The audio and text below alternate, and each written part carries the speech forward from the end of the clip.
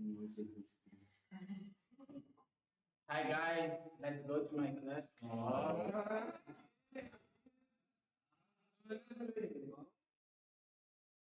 You return to the studies. Ontem, servindo um cara, virou nós, ficou cancelado. Por quê? Não, ele chegou lá e não deu nem boa noite. Ele deu pra mim. Já, boa noite, tal. Ele não tá contando nada, não. Olha só. Começou a falar um monte de negócio em inglês pra nós. Você mencionar, tem que falar inglês. Que escreveu. Mas, tipo, eu vi ele com a camisa dos Estados Unidos, camisa do quarto dos Estados Unidos. Ele falou, Que coroinha? é. Esse cara. Não. Eu te conto a história. O que aconteceu na sexta-feira. Deixa eu acho. Mobilizando a igreja, segunda parte, do capítulo 10 aí desse livro Ministério de Misericórdia. E ele vai abordar que depois de despertar a visão da igreja e de vermos alguns aspectos fundamentais para estruturar um ministério de misericórdia, é necessário agora envolver a igreja toda para o ministério. Então, o projeto deve conter, primeiro, concentrar-se em uma necessidade bem específica em torno do qual todos se unam. Segunda coisa, ser de curto prazo ou ter um prazo estabelecido para terminar. Terceiro, envolver o maior número possível de pessoas. Quarto, ser algo que os leigos possam conduzir sem sobrecarregar a equipe pastoral administrativa. Quinto, assegurar-se de que há garantias relativas de resultado visível. O projeto tem de ser baseado em necessidades reais. Então, a gente volta lá naquele primeiro aspecto, um dos aspectos que a gente falou. A pesquisa é muito importante para isso, a pesquisa de campo, a pesquisa da minha comunidade.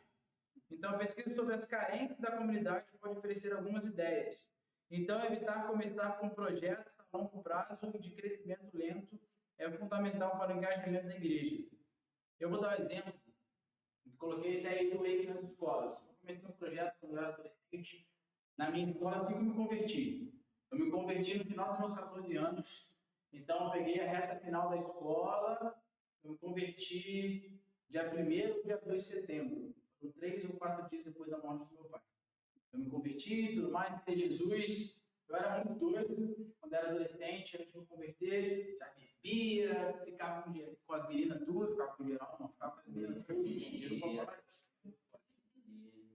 Então, eu ficava com as meninas tudo, bebia, isso e aquilo, mas eu aceitei Jesus, tive um encontro com Cristo. Aceitei Jesus, não. Ele me aceitou, eu entreguei a minha vida para ele. Misericórdia. Não aceitei Jesus, não. Jesus tem que nos aceitar. Então, eu entreguei minha vida para Cristo e um dia eu estava voltando, fui na casa de um colega, era da noite já, umas 10 e pouco, 11 horas. A gente saiu da igreja, fez um churrasco na casa de um amigo. E eu esperando assim na esquina da rua, e tinha um colégio onde eu estudava, Nelson Gonçalves, lá no bairro. E eu vi uma festa acontecendo. Uma festa com funk rolando, tarde da noite, isso e aquilo. Eu falei, meu Deus, eu não posso deixar isso acontecer. E naquele ano, o intervalo da escola tinha rádio. Então a galera botava vários tipos de música, a galera levava um copinho de Active Plus, comprava Active Plus, ou merchandise, comprava Active, jogava o Active fora e enchia de vodka. E ficava no intervalo, todo mundo chapando Globo, e as pessoas estavam achando que era Active Plus. Era o Nude, era o Guaracamp, da RJ aí, era o Guaracamp, o Guaravita, alguma coisa. Mas era vodka que ela estava. Você imagina? E a rádio rolando, funk, proibidão, isso e aquilo. Eu falei, cara, não posso deixar isso acontecer. E aquilo queimou no meu coração. Só que já tinha acabado o ano letivo. Então, fui apresentar para a minha liderança, fui apresentar para as pessoas, eu quero começar um projeto na escola. Eu quero fazer algo, quero mobilizar a igreja de alguma forma. Na mente de igreja, eu falei, não, quero fazer alguma coisa, comecei uma cela na igreja, tudo mais, comecei a estudar, comecei a orar a respeito disso. E começamos um projeto chamado Wake, que existe até hoje lá. Wake Movement. Então, eu comecei a pregar. Eu comecei a orar a respeito disso. Eu acordava às 5 horas da manhã, fazia meu tempo com Deus. 6 horas da manhã eu ia para a igreja, eu ia para a escola, os portões abriam. Eu orava por todas as escrituras da escola, orava sala por sala. 7 horas da manhã eu começava a aula. Aí eu comecei a pregar ali na hora do intervalo para a galera e tudo mais. Aquele ano tinha menina que ficava com menina, tinha meninas ficando com menina, era assim uma loucura o intervalo. Quando a gente começou, quando o projeto começou, o Wake parou com isso, parou com a rádio. Tinha mais de 70 adolescentes dentro da escola. O nome do projeto que vocês iniciaram era Wake? É. Wake é um estilo de dança. Wake? É, Wake. W-A-K-E. Wake. Wake. Wake. Waking, é assim que você fala, né? Era Waking Movement. Então eu comecei a caçar, sabe o que também? Meus amigos de misericórdia dentro da escola. Quem é que era? Muitas vezes era aquele crente 007. Sabe o crente 007, né? Que chava, que não fala que é crente, que não leva a Bíblia. Eu comecei a ser muito louco. Era na época do Barreto, de ir para a igreja, ir onde você for, com a Bíblia debaixo do braço, ir para a escola, minha Bíblia estava lá. Todo mundo ficava me olhando. Tinha a oportunidade de orar por alguém. A primeira experiência que eu tive de orar para uma perna crescer foi dentro da escola. Com 15, 16 anos. Então, mais de 70 adolescentes. Eu ia na sala dos professores e pregava para os professores. E os professores entregavam vida para Jesus. Um adolescente. Porque aquilo queimou no meu coração. Porque aquilo ardeu em mim. Qual é a dor que dói em você hoje? Então, eu precisei identificar isso. Aí eu, um adolescente, 16, 17 anos, comecei a movimentar a igreja. No final, a gente tinha mais de 23 wakes no Brasil e fora. Tinha na Bolívia, tinha em Angra, tinha no Rio, tinha em Joinville. Então a gente começou a movimentar as pessoas a engajar isso. O futuro está nas escolas. Eu sempre falei isso. Não, o futuro está nas escolas. Eu preciso fazer alguma coisa. Eu não posso ver os meus amigos se perdendo. E eu era um dos que estavam se perdendo. Eu vi o que estava acontecendo nos intervalos da minha escola. Eu vi o que aconteceu no final daquele ano. Uma festa rolando no lugar do meu ambiente de estudo. Era uma festa de casamento, um negócio rolando. Não posso deixar isso acontecer.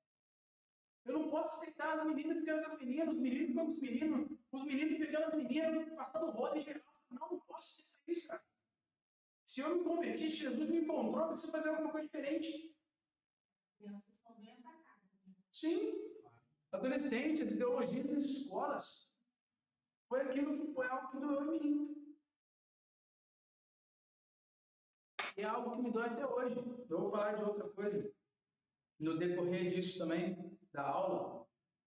E eu vou dar exemplo de duas meninas que vieram da Beatriz Gama, aceitaram Jesus no sábado. Você manja? Foi domingo? Não, foi sábado, no ano. Duas meninas do Beatriz Gama aqui que entregaram a vida para Cristo. Estão fazendo 18 anos, vão precisar sair de lá, não tem onde ficar. Não. Duas meninas que entregaram a vida para Cristo e elas não têm para onde ir. E tem vários adolescentes, jovens nessa faixa etária da Beatriz Gama, inaterrável onde elas ficam, né? Que não tem o que fazer, não tem estudo, não tem algo para desenvolver. E aquilo começou a doer algumas pessoas dentro da igreja. E o Igor Videira está começando a se movimentar, fazer alguma coisa, César, a gente já está começando a pensar em algo de como chegar até lá, de como envolver o ministério de misericórdia. Isso não precisa nascer no coração do pastor. Só que a gente começa a movimentar a igreja. Assim como foi na minha adolescência com o projeto das escolas. Só que se eu esperasse o pastor da igreja fazer alguma coisa para os adolescentes da minha escola, será que faria? Se eu esperasse o pastor dos meus adolescentes na época pegar os crentes 007 de diversas igrejas lá que tinha na minha sala, pela escola, ia fazer alguma coisa? Não, porque cada um tem campo. Tem um campo. Aquele era o meu. Aquela era a dor da minha comunidade. Qual que é a dor da sua comunidade? Qual que é a dor da sua sociedade, do seu mundo? A gente pensa, vou viver o projeto de Deus, o chamado de Deus na minha vida, vou salvar o mundo. Não vai. Você não arrumar o seu quarto, não vai. Se não escovar seu próprio dente, você não vai. Se você não pregar para o seu vizinho, você não vai, irmão. Você não vai. Por que Deus vai te enviar para a África, nos Estados Unidos, para as Arábias? Você não prega para o seu vizinho. Você não leva uma pessoa para o culto. Se não dói no seu coração, levar pelo menos uma pessoa no ano. Uma pessoa no ano. A passar pelas águas do batismo. Cara, eu me cobro isso. E eu preciso voltar a me cobrar mais. Quantas pessoas eu estou levando para o batismo? Quantas pessoas está levando a batizar? Quantas pessoas está levando a entregar a vida para Jesus? Quer dizer, a gente, Keller, ele vai trazer muito isso. Não é o meu chamado, não é a minha identificação, não me identifico com trazer pessoas para a igreja. Eu não sou muito essa pessoa. Eu não arrasto uma multidão para trazer para a igreja. Isso aí é característica total do Chico. Total. Eliel. Muito. É. Mas isso quer dizer que eles vão parar só aí? Quer dizer que a minha identificação é só pastorear, então eu vou só ser um pastor? Keller vai trazer muito isso. Tim Keller aborda muito isso. Existem 5 ministérios. Como que eu posso ter nos 5 ministérios? Com os meus dons, com os meus talentos. Então, não, vou sentar aqui, vou esperar o Chico trazer para ela e vou pastorear. Não, peraí, cara. Não posso fazer missões, eu não posso ir lá no Maranhão, mas o que eu estou fazendo quando eu vou no mercado? Quando eu vou na padaria? Quando eu estou esperando na fila do banco? Se uma pessoa sofre do meu lado, se eu vejo uma pessoa chorando, eu falo muito isso para os adolescentes. Quer começar a pregar? Quer começar a sentir a dor do outro? Quer começar a entender misericórdia? Quer começar de verdade a pregar para as pessoas? Ah, mas eu não sei como. Sabe como você faz? Sabe aquele adolescente, sabe aquele amigo seu que está sempre rindo, mas de repente um dia ele está morado na sala de aula? Começa a reparar nas pessoas, cara. Começa a compreender, pô, aquele moleque ali está sempre sorrindo, está sempre zoando, falando com todo mundo. Às vezes chega até a ser chato, atrapalha a sala de aula. Hoje ele está aqui, está triste, está moado, não quer conversar com ninguém, está de cabeça baixa, deitou na mochila. Às vezes não é só sono, vou ali trocar ideia com ele. Não, o que está acontecendo? Não está que você está meio triste? A pessoa começa a abrir o coração, pô, estou triste mesmo. Pô, meus pais estão brigando muito dentro de casa.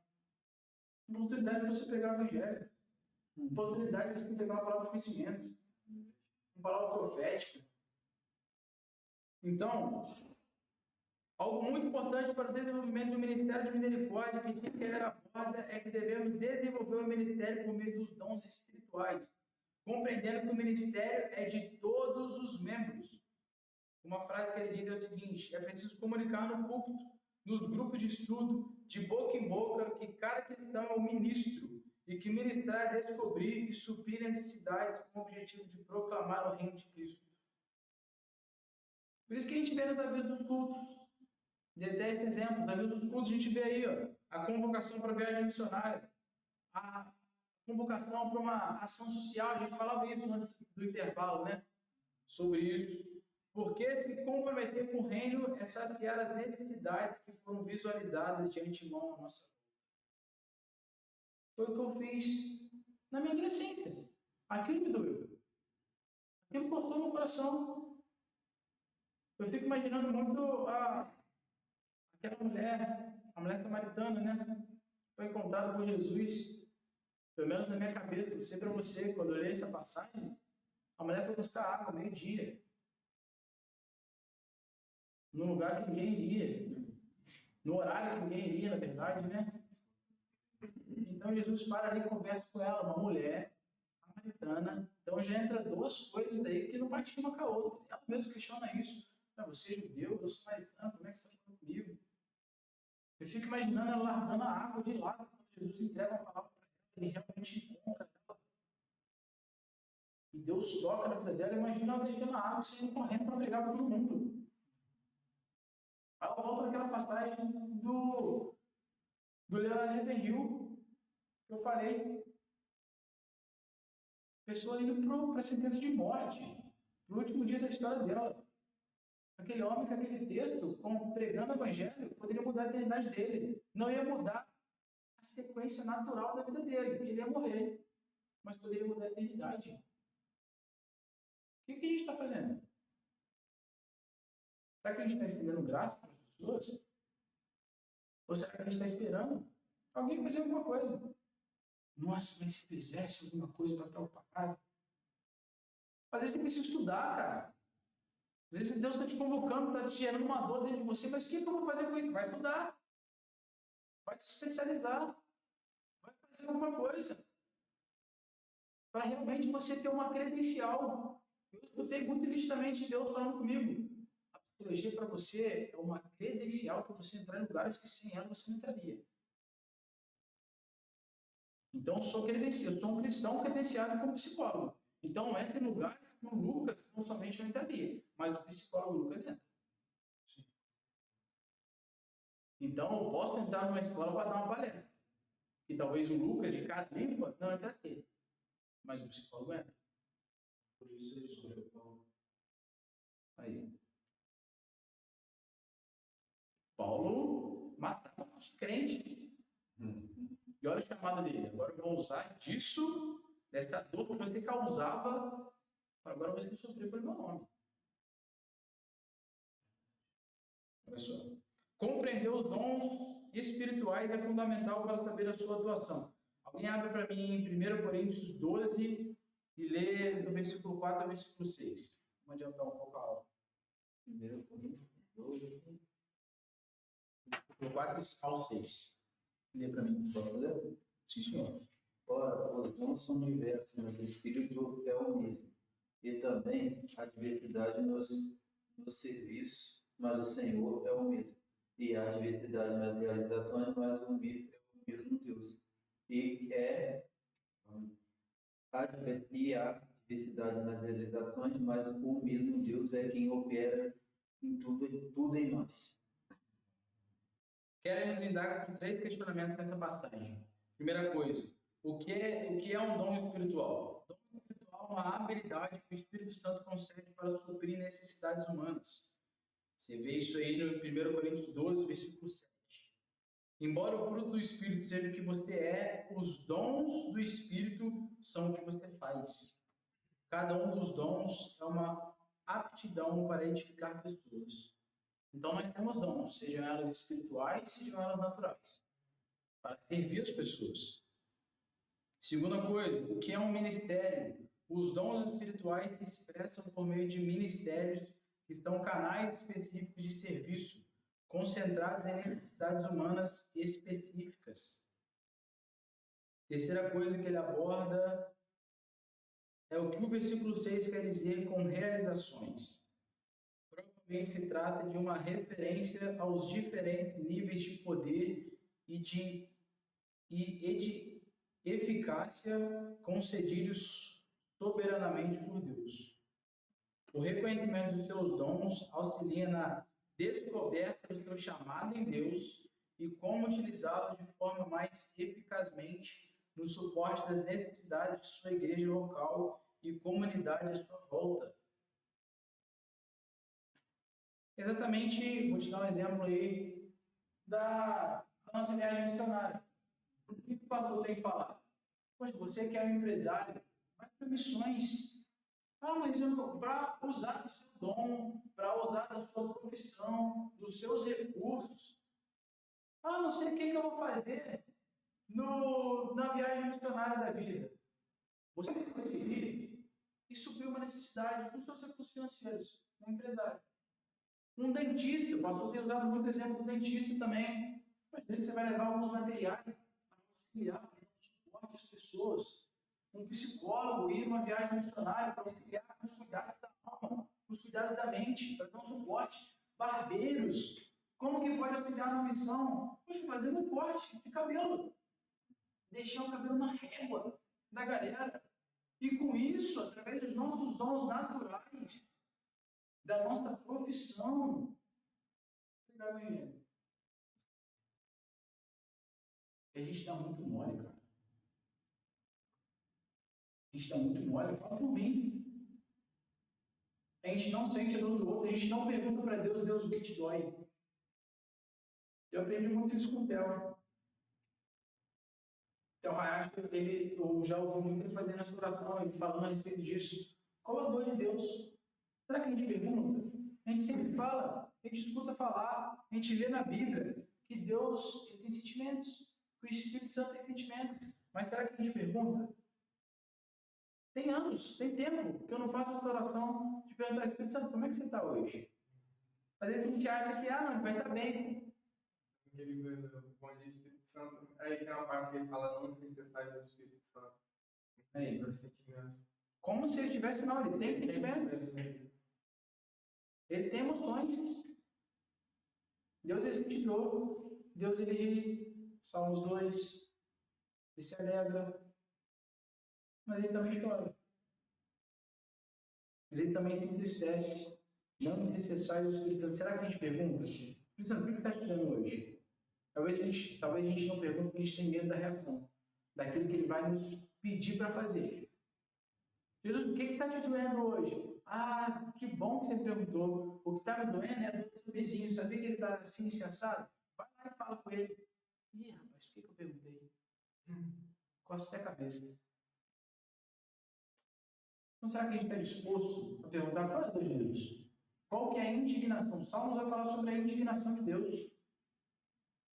Sabe que eu estou disposto a saber a respeito disso? Sabe que eu estou disposto a servir a minha sociedade?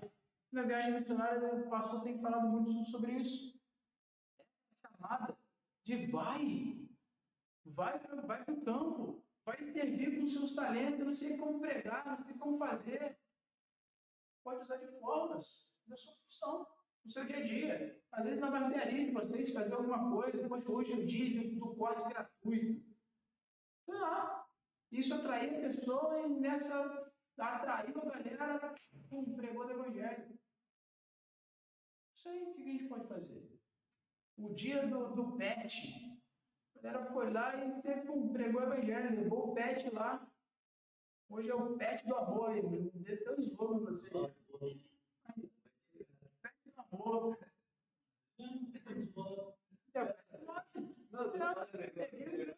Você falou na faixa, os caras falam no amor, no amor de graça. No amor.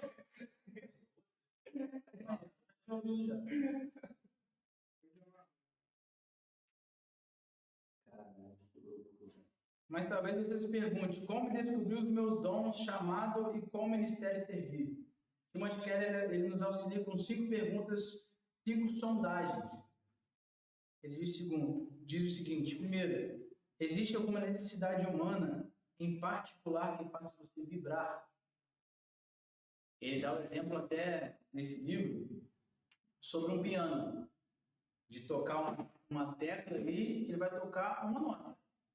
Vai ressoar, vai vibrar um som. Mas se ele tocar outra, vai dar outro som, vai dar um som diferente. Então, o que dói no nosso coração? O que dói no meu coração não vai ser o que dói no coração do Júnior. O que dói no seu coração, o que dói no seu, o que dói no seu, o que dói no seu que está me assistindo. Então, existe alguma necessidade humana em particular que faça você vibrar? O que faz o seu coração apertar? Qual tipo de filme você gosta de assistir? Qual tipo de pregação você gosta de assistir? Qual o estilo de música você ouve? Isso tudo conta também, porque nos faz prestar atenção. O que nos faz olhar para a sociedade e falar, meu Deus, eu preciso fazer alguma coisa. Nossa, se a igreja se movimentasse com isso.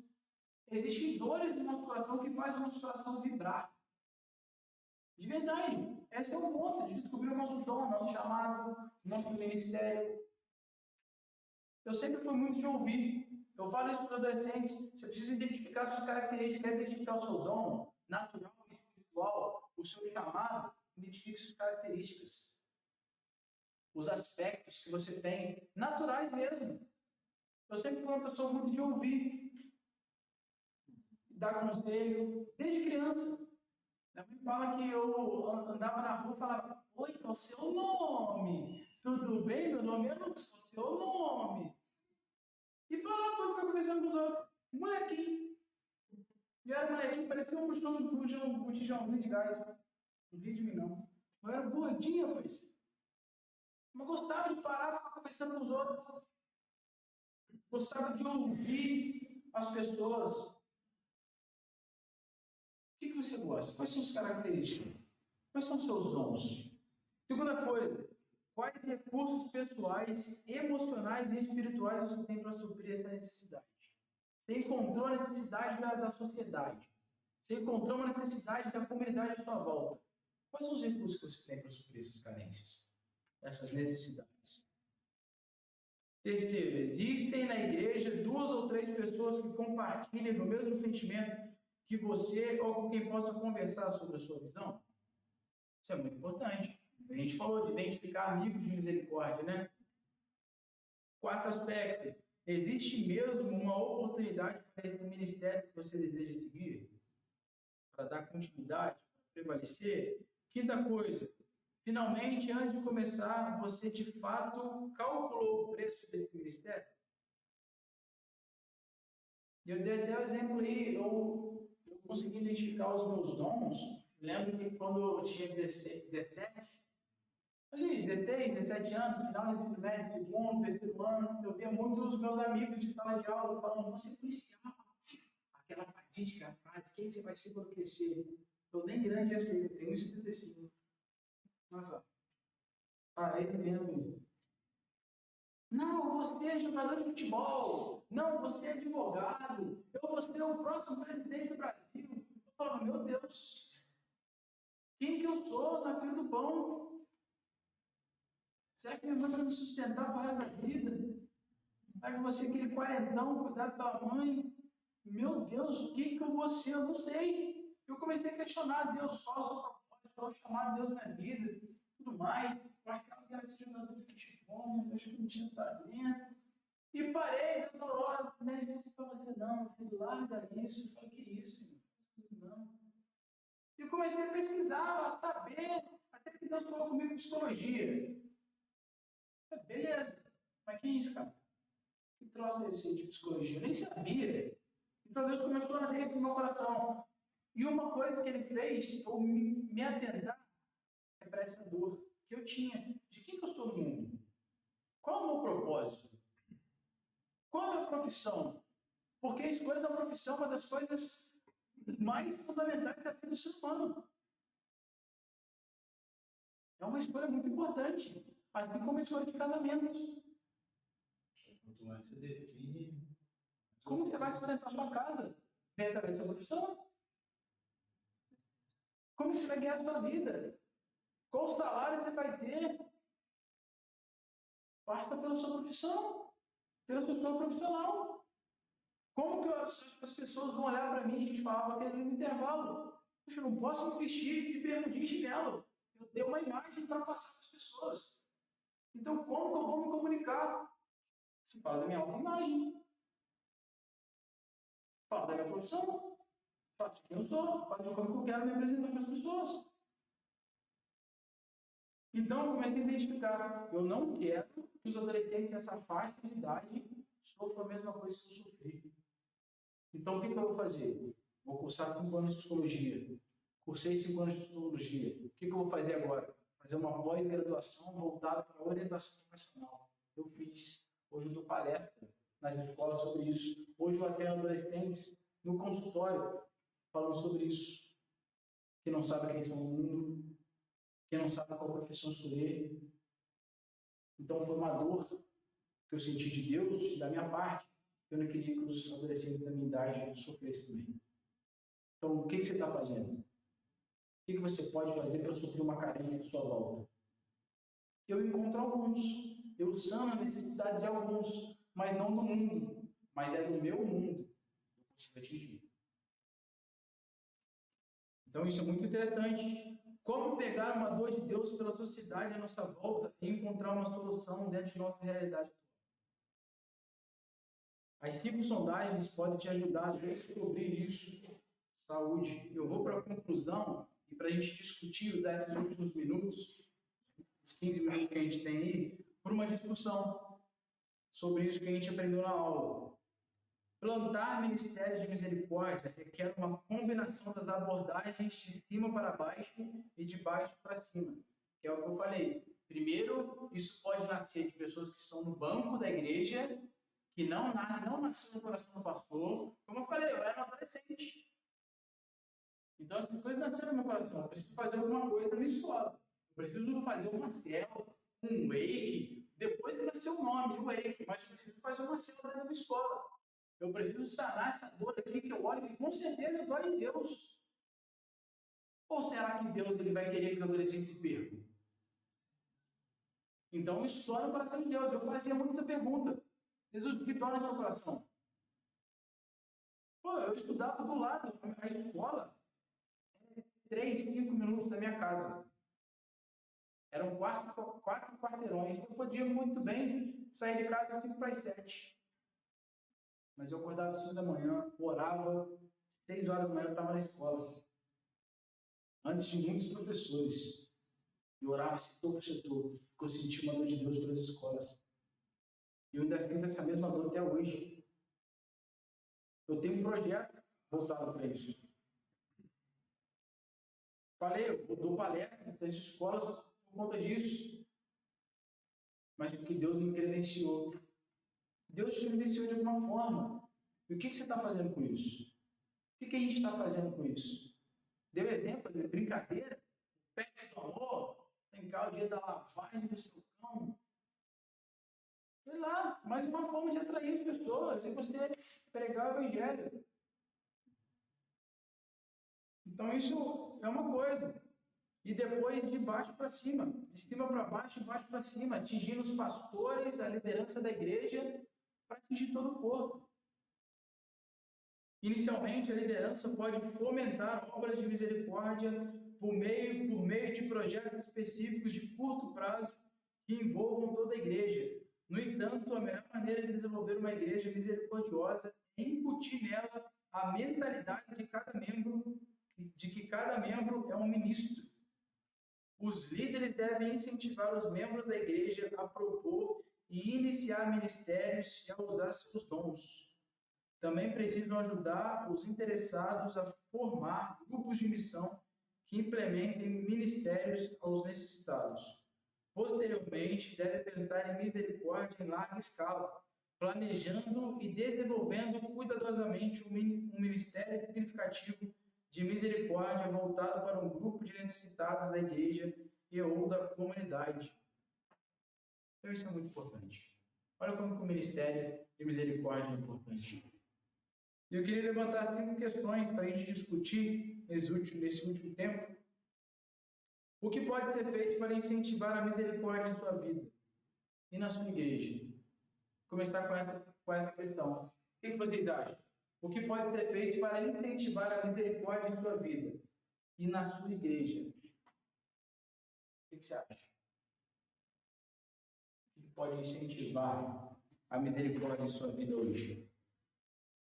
Então, eu estava observando a aula inteira e agora que eu lembrei, né, disso, foi uma vez que, tipo, para mim chegar até o local certinho, eu fui atraído pelo GPS através do meu amigo Leão. Tudo começou através do GPS, né? Eu ganhava na época, onde eu aprendi que realmente é Deus, sabe? Então, eu comecei uma vez, eu comecei duas, eu parava um pouquinho, aí eu já comecei a ir na igreja e tudo mais. E eu falei, cara, vamos mudar minha vida. Tomar uma decisão. E essa decisão vai ser de uma vez por todas. Ou eu fico com Deus, ou eu não sei o que vai acontecer de mim. Graças a Deus, estou caminhando até hoje, no segundo ano na presença do Senhor. E uma coisa que aconteceu comigo foi isso. No começo estava com um pouco de medo em abrir um GPS, né? E foi quando eu lembrei, eu alcançar no GPS. A misericórdia do Senhor me alcançou no GPS. Então eu tenho que fazer isso, eu tenho que ter coragem, eu tenho que, ainda mais agora que terminei a palavra, então eu tenho que dar esse passo de fé. Então, quando eu abro o GPS, isso acendeu dentro de mim. Eu sempre falo para os meninos lá, toda vez que vem um diferente, toda vez que vem um mesmo, eu sempre toco nesse assunto, porque eu falo para eles, cara, é muito importante. Eu agradeço a presença de vocês, eu agradeço todo dia a Deus, a presença de cada um quando vai lá e tudo mais. E eu falo para ele, cara, eu fui alcançado assim, sabe? A misericórdia do Senhor, o Senhor ter me aceitado de novo foi através do GPS. Então, você vê uma coisa que transfere, tipo, aquilo ali arde dentro de você, e você não quer parar mais. E um momento, eu não quero parar mais. Eu falei, cara, tem que fazer isso, sabe? E depois desse GPS na barbearia, aí já começou o GPS na minha família, sabe? Então, tipo, é coisa que que dói, mano, que você sente, eu quero que todo mundo viva isso que eu estou vivendo, sabe, cara? Que é surreal. Quando realmente eu senti isso, eu falei, caraca, mano, realmente Deus existe. Mano. Você duvida, né, cara? Você ficava vendo que as pessoas assim na igreja, que foi lá, foi pra mano, só tá maluco aqui dentro. Você tá tipo tocando na cara, sabe? A igreja é cheia de ex. Só loucura aqui dentro. Mas quando você começa a entender, começa a falar, mano, caraca, isso aqui é muito louco, mano. Como é que eu não vivi isso aqui antes, tal? Você começa a fazer as perguntas. Aí aquilo ali começa a ter dentro do seu peito. Aí, tipo, eu acho que é mais ou menos isso, né, cara? De você enxergar que onde for o lugar que você foi alcançado pela misericórdia de Deus e você está dando continuidade a isso, né? Para que mais pessoas possam ser alcançadas. Glória a Deus. Você perguntou por quê? O que pode incentivar hoje? O que pode ser feito para incentivar a misericórdia em sua vida e na sua igreja?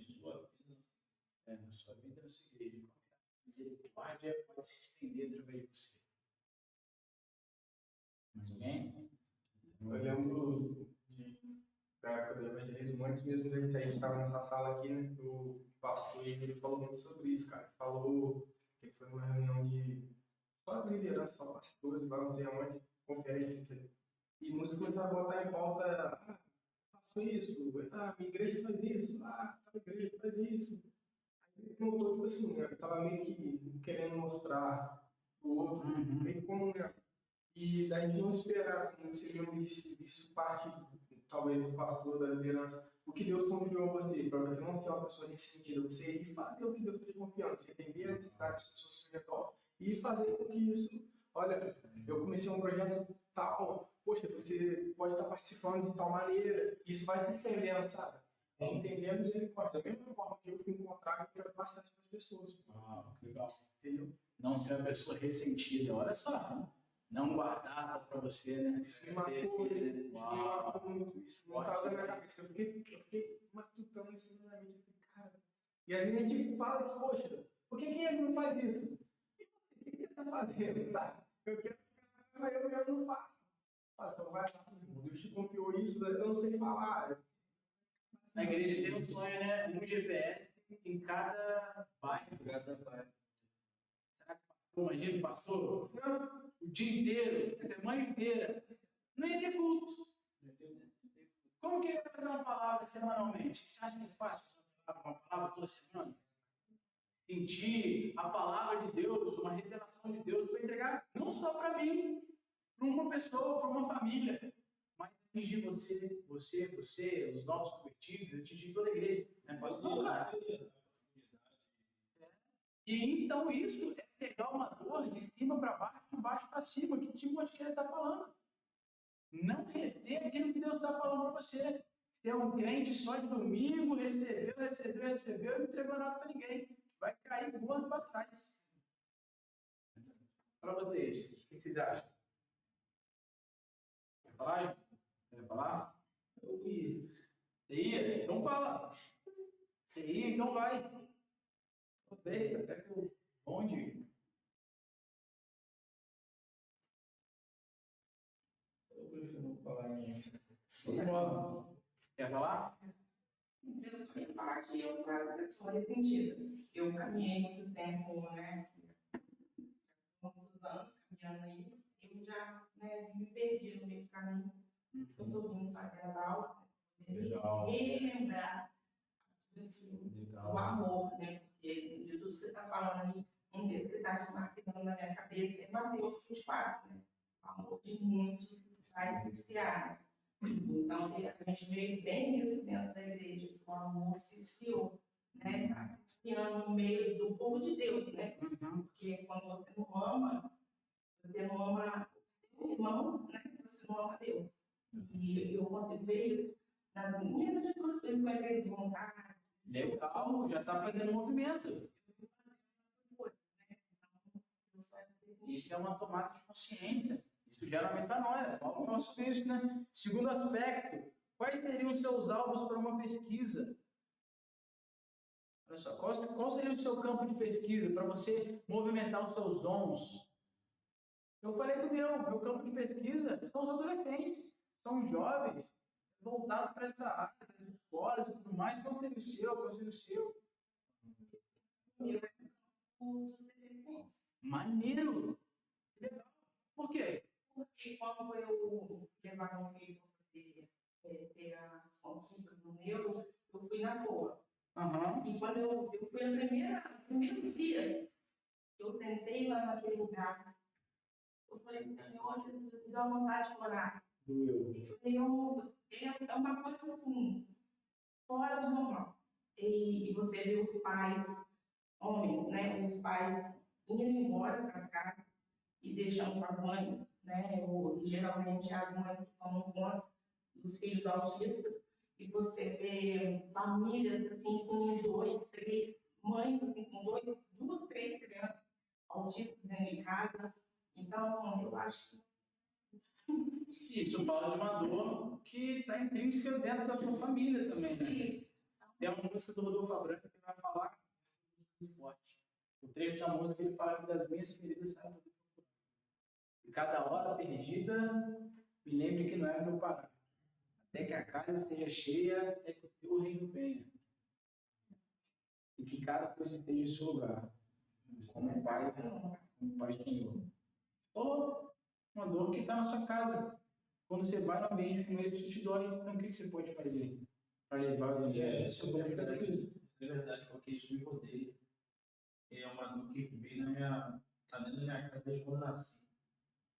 Sempre me rodeia alguém necessitado de Deus, já conhece a palavra, está desviado, está envolvido com droga, com bebida. Isso está inserido na minha casa desde quando eu nasci. E Deus não permitiu eu ter caminho nenhum sem ter na minha mão. Tem uma gerente de boca, olha só, eu outro irmão mais velho morreu com câncer, desenvolvimento, complicações pancreatite e tal, quase bebia em jejum, entendeu? Então sempre adultério, entendeu? Desde cedo isso me rodeia, desde quando eu fui na Tunis em 2022, eu voltei e eu percebi que muita coisa mudou ao meu redor, foi batizado lá no Espírito Santo. Legal. E eu saí da porta da academia, cheguei um dia, no outro dia eu fui malhar, saí na porta da academia, uma pessoa veio falar comigo, a mesma situação. De lá pra cá, ontem mesmo do cara do Luiz, cara, não sei se você pela Mônica, mesma coisa, parece que eu tava falando com meu irmão. Nossa. Meu irmão foi recuperado do crack, e o cara tá nessa luta. Hoje eu passei o dia conversando com ele, entendeu? Isso é forte. A Paula é verdade, muitas das vezes não é uma regra, né? Mas sempre vem, para ficar me rodeando. Eu falei desde o início, desde a nossa aula, é uma dor que é sua. Isso vai te levar a movimentar, porque é uma dor que você está vendo, é uma dor que te dói, o que faz seu coração vibrar. O meu assim, eu vejo muito assim que Deus está me usando, tipo, na área do esporte, né? Porque, claro que, poxa, na barbearia também, tipo, um ótimo campo ali para você evangelizar, muita gente chegando, as pessoas te dão você está falando de Deus, testemunho e tudo mais. Mas só que eu senti muito, assim, quando eu entendi o porquê que Deus não deixou ser jogador de futebol profissional.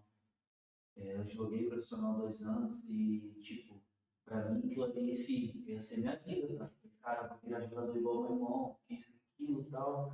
Mas, de repente, uma chave virou na minha cabeça, mas eu não entendi o porquê, eu até me culpava muito. Foi graças a raízes também que eu entendi o porquê, o processo de tudo. E foi aonde que Deus começou a me usar, sabe? Porque eu vejo na local 7, muito adolescente chegando. E eles estão vindo de fora. Pode ver que a maioria deles não moram aqui. Entendeu? E eu comecei a entender que Deus tinha falado para mim assim, porque eu dei uma carona para dois, eu comecei a explicar a minha vida, a minha história. Falei, cara, vocês estão longe de casa, eu também já estive longe de casa e tal, mas não cai nessa loucura de você querer sair de noitada, isso me prejudicou muito, sabe? Se apega em Deus mesmo. Então você vê que tipo, Deus vai dando uns gatilhos assim, quando você vive, eu creio que Deus te dá autoridade, você fala assim, pô, você viveu isso aqui, agora eu quero que você mostre para esses meninos, eu quero que você, tipo, vá, igual a dia eu já fui numa palestra na escola lá, que eu já falei para os meninos também, falando, mano, persevera e tal, mas isso pode tudo, busca o Senhor, tal. Eu converso muito com molecada do mundo do futebol, assim, então eu creio que, tipo, Deus está me usando nessa área, assim, questão de futebol, igual tem o nosso time lá. A gente tá junto no time e tem um moleque, a gente sempre quando teve um jogo, a gente ora, a gente já tá implantando os negócios, sempre sendo intencional. A gente ora sempre para nós, futebol e tudo mais, mas antes, a gente não, vamos orar, a gente já deu uns gatinhos pro pessoal também ir orando e tal, o pessoal começar a praticar sempre intencionalmente. E no final, a gente ora também uma coisa, e a gente convida as pessoas, tem culto lá hoje e tal. Aconteceu que, tipo, de um menino vir no culto uma vez, o Gabriel, ele veio no culto uma vez, e veio o segundo, depois veio com a namorada dele, e a namorada dele batizou através da vida dele aqui. Então, ou seja, no futebol, no esporte, a gente está sendo usado, sabe? Às vezes a gente nem percebe, mas Deus, tipo, tá dando autoridade, está nos botando, tipo, num campo missionário muito forte, onde você tem muito contato, muita gente vem aparecendo e tudo mais, e Deus vai te usando ali. Então, eu creio que eu estou sendo usado mais assim, na área do esporte, assim, para falar com essa molecada e tudo mais.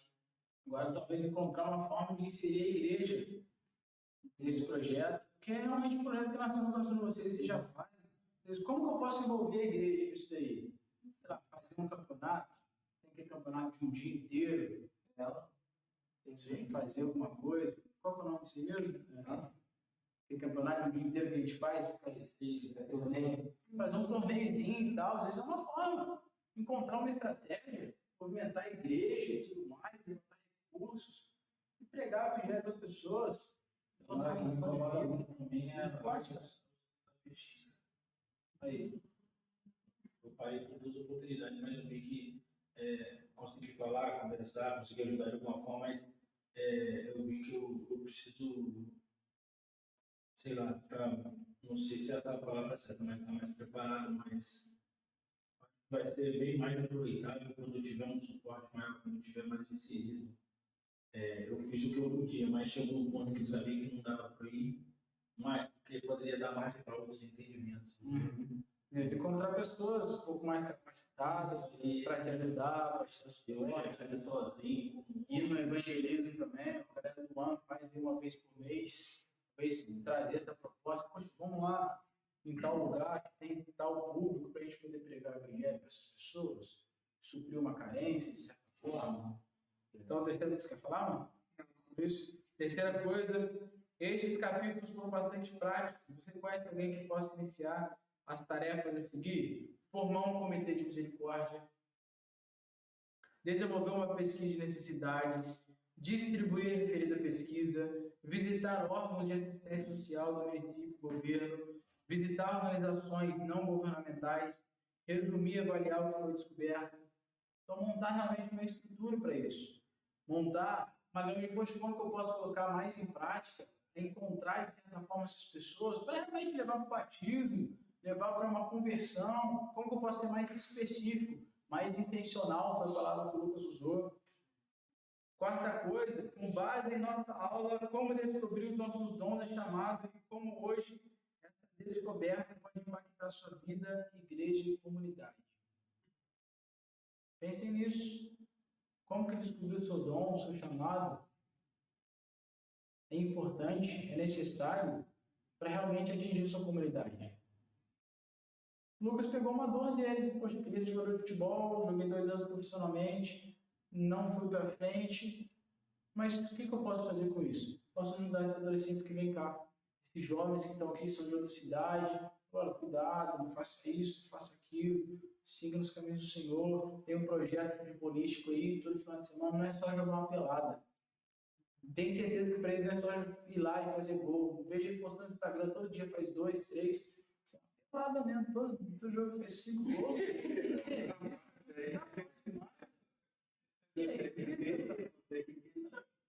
Não, mas brincadeira na parte, mas ele está implementando, ele está fazendo gol ali, mas está pregando o evangelho também. Então, como que a gente pode fazer isso no nosso dia a dia? No nosso trabalho?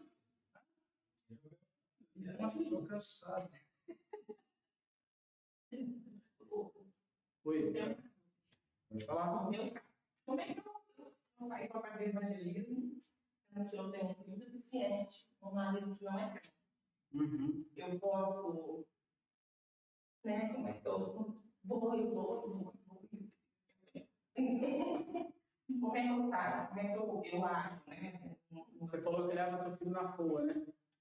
Mas ele parou, recebeu alta, já saiu de lá. Entendi. Ele só vai nas consultas, valeu. Quando você vai na consulta, na evangelismo, você precisa de uma estrutura. Então, assim, fazer colônias, entendeu? Porque Deus sozinha. É difícil? Então, às vezes, orar para Deus te capacitar, pedir mais ousadia para isso, era a oração dos apóstolos. Né? Eles pediam ousadia. Às vezes, teu marido não permite ainda você sair, ir numa sexta-feira à noite, pregar o evangelho para as pessoas, fazer evangelismo. Mas ir na padaria é um evangelismo. Agora, Deus me libera um plano de conhecimento. Quando você leva o seu filho na consulta, igual você tinha a oportunidade de pregar ali para aquelas pessoas, para aquelas mães. Às vezes isso é um sofrimento. Poxa, como é que eu cuido do meu filho, autista e tudo mais? Poxa, posso contar uma história para você? Eu lido assim, assim, assado. Deus me ajuda de tal jeito. Posso orar pela sua vida? Quinta coisa, e última, qual é o impacto de servirmos com os nossos dons do Ministério de Misericórdia? Então, como que a gente pode utilizar os nossos dons para realmente pregar o Evangelho, para realmente servir nos nossos em ministérios de misericórdia que estão nascendo na igreja, que vão nascer na igreja, que já existem na igreja. Amém? Quem tem mais algo para falar? Quer dizer algo? Não? Quem vai orar para nós então, para a gente encerrar? Quem vai orar para nós aí? Um de cada vez. Senhor, meu Deus, Pai amado, e queremos agradecer, Senhor, novamente, Pai, por sua misericórdia, Senhor, ter nos alcançado mais uma vez, Senhor, não somos merecedores de nada, Senhor, mas mesmo assim, o teu amor nos alcançou mais uma vez, Pai, então somos gratos por isso, somos gratos, Senhor, pela essa aula que recebemos hoje, pelos ensinamentos, outras pessoas queriam estar aqui agora nesse lugar, aprendendo, Senhor, mas infelizmente, às vezes não tem recurso ou algo assim, Senhor, mas agradecemos, Senhor, por você nos dar recurso, por você nos guardar até aqui, Senhor. Então, agradecemos por isso, agradecemos também, Senhor, pelo Lucas, ser um instrumento, Senhor, do Senhor aqui nesse lugar, Senhor, para ele transmitir aquilo que o Senhor quer nos passar. Senhor, obrigado, Pai, pela vida dele, obrigado, Senhor, por ele não estar disponível, Senhor, mas também disposto a ensinar, Senhor, a tua palavra, Pai. Então, peço que o Senhor esteja a estrutura, a base dele, que o Senhor continue guardando ele e sua família, Senhor, que nada de mal venha acontecer com ele, Senhor. Que ele possa continuar com essa sede, com essa fome, Senhor, de ensinar, Senhor, pessoas, a estudar pessoas, Senhor, e instruí-las, Senhor, para o teu santo reino, Pai. Eu agradeço pela vida dele, agradeço por cada um que aqui esteja também, Senhor, buscando os seus ensinamentos, Pai. Eu peço que o Senhor, do mesmo jeito que o Senhor nos guardou na nossa vida para cá, que o Senhor também possa guardar a nossa volta, Senhor, e que a gente possa voltar sã e salvo, Senhor, para os nossos familiares, e que a gente possa ter um descanso, Senhor, tanto para a nossa mente quanto para o nosso corpo. Em nome de Jesus. Amém. Espero que essa aula tenha te atingido, tenha tocado no seu coração, despertado uma indignação santa em você e que mais ministérios de misericórdia possam ser levantados, que possam preparar a igreja, mobilizar a igreja e avançar com o reino de Deus. Amém? Deus te abençoe.